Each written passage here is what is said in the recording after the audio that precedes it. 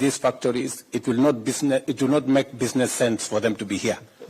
It will make business sense for them to be in Kenya. Because so we are providing the connection that will finally get us moving. We will be having a conversation with the manufacturing entities later this year. We have the Business Summit, German-Africa Business Summit in Nairobi in December, where again we will be discussing collaboration between the business entities in Germany and the business entities in Kenya, connecting the chambers of commerce between our two countries. I know we have the representative of the Chamber of Commerce right in our midst here, and looking at what opportunities we can explore together. So it is in this context that I am today in this great city of Berlin. Of course, aside from the fact that I also got an opportunity after President Steinmeier put a call to me early this year. I remember it was in the afternoon. And he asked me, Mr. President, we want Kenya to be the first country outside Europe to be the profile country in our Citizens Festival. It was a great recognition for our country. And I said, okay, it's an opportunity for us to come and showcase Kenya, showcase our talent, showcase our culture, showcase our music, showcase our creative economy. And I'm very happy with the collaboration and what I saw yesterday. It is a moment for us to celebrate as a country. It is one thing I'm very proud of, that we have managed to build a very positive profile globally for Kenya.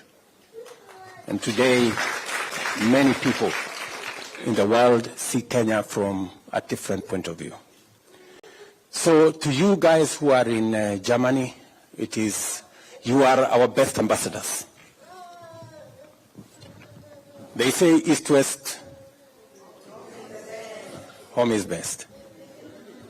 And when actually the question came in the press conference yesterday, and there was this perception that, oh, maybe the Kenyans who will come to Germany, they will refuse to go back to Kenya. I told them we have a very beautiful country. We have a very beautiful country. And we are very proud of our home.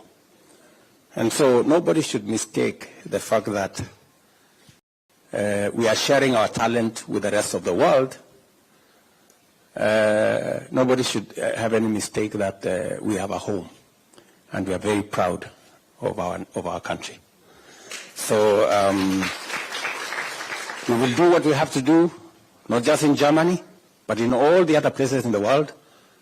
But we know that finally we have a home to go back to. So otherwise, let me stop there. I do not want to monopolize this meeting. Let me stop there and to say I'm very happy to be here. My apologies that yesterday we were not able to make it to the meeting because I think there was a scheduling problem. We arrived here, I think 3 hours late, and therefore we had to push back some of the items because I was on the schedule of the leadership of this country. But I did tell Ambassador here that we must find a way of remedying the thing we didn't manage to do yesterday. I remember I met some gentleman at the festival and he asked me, so Mr. President, what's going to happen tomorrow? Can we schedule the meeting? I remember that. I've seen that guy somewhere here.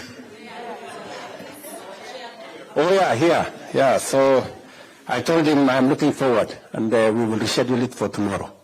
And I'm very happy that we are having this meeting. And thank you very much for your understanding. Asante sana.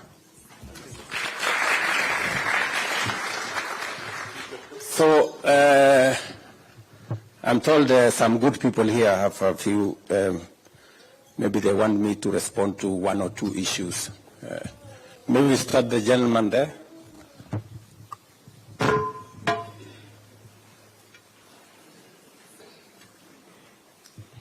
Or maybe before I do that, just out of respect, maybe I can ask former Prime Minister who is a beneficiary of education in this country to just make some few comments. This is an ambush. Oh, guten Morgen. Wie geht's euch? Good. Thank you very much. You know, I lived in this country as a young person. I studied here, therefore I understand German culture and city very well. I know Witze, Deutsche Witze. So, but I'm coming here basically because you know that I'm running for the chairmanship of African Union. And that's why our trip here has coincided. But then I also was very happy to have the opportunity to see so many young people here living in Deutschland. And I know the kind of challenges that people face in living here. See, when I arrived here, I was a very young boy, and it was in winter. And when I arrived, I saw the trees. I thought all these trees are dry because there are no leaves. I just thought that all these trees are just dead until spring came. But that was one of the coldest winter. For the last 50 years, there has never been a winter like that one. And it lasted until May, so that institutions ran out of coal. Those were using coal at that time. They're not coming with the steam heating and now electric. So now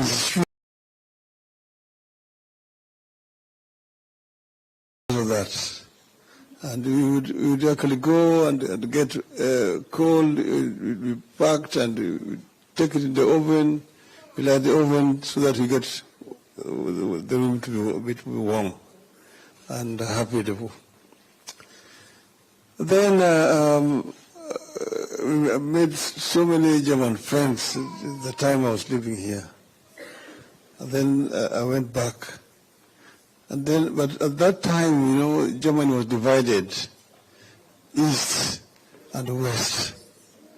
And but the good thing was that if you are Kenyan, you had no problem, because you did not need a visa to go to West Germany. You did not need a visa to go to Britain. But you needed a visa to transit. Like when I was going to Britain from Germany, I had to get a Dutch transit visa and a Belgian transit visa. Because if you did not have it, at the border they would remove you from the train and put you back to another train going back to where you came from. These days, you just need a Schengen visa. And you can travel across the whole of Europe. You see? This is what I'm saying. And this is a problem that we have in Africa. Because in Africa we still have a lot of problems. Aliko Dangote was saying that for him to travel across Africa, he needs 35 visas. But his French competitor does not need a visa to travel across Africa because he's got a French passport. But with a Nigerian passport, you need a visa to travel to any African country. A shame. It's a big shame. So, but let me now get back to Kenya. In Kenya, we have what you call a demographic dividend. because we have a large percentage of our population which are young. Over 70% of our population are below the age of 35. So we have got a youth dividend. But this thing here, it can be either a blessing or a curse. The youth can be either a blessing or a curse.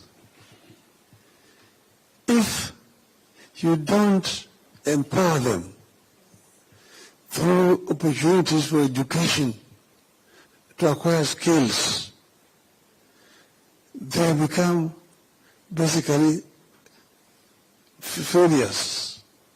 They become delinquents, drug addicts, criminals. So they're basically a burden on society.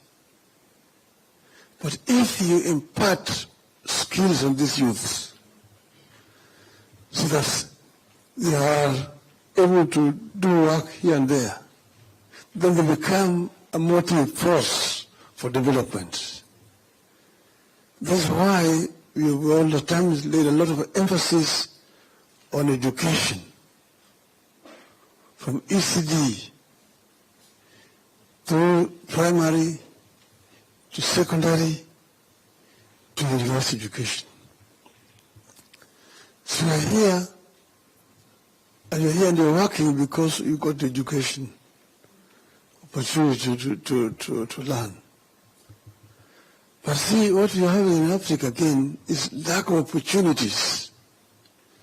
Lack of opportunities to employ these youth. I mentioned the other day that it's a shame that currently you find African children drowning in the Mediterranean, trying to reach Europe. To them is a greener pastures. They're escaping poverty. They're escaping lack of employment back on the continent of Africa. It's a shame. We need to create an enabling environment for these youth to be able to get employment in Africa. But that doesn't mean that it must only work for companies in Africa. That's why the reason why I'm very happy that we are talking about people living in Kenya and working for companies in Germany. And this agreement has just been signed here between us, that Kenyans can work for German corporations when they're living there in Kenya. Okay? And then, so, in other words, instead of these people exporting labor to Africa, we are the ones who are now exporting labor where? Here. Because you see, whereas we have a youth dividends, these people have got a youth deficit here. It's an aging society.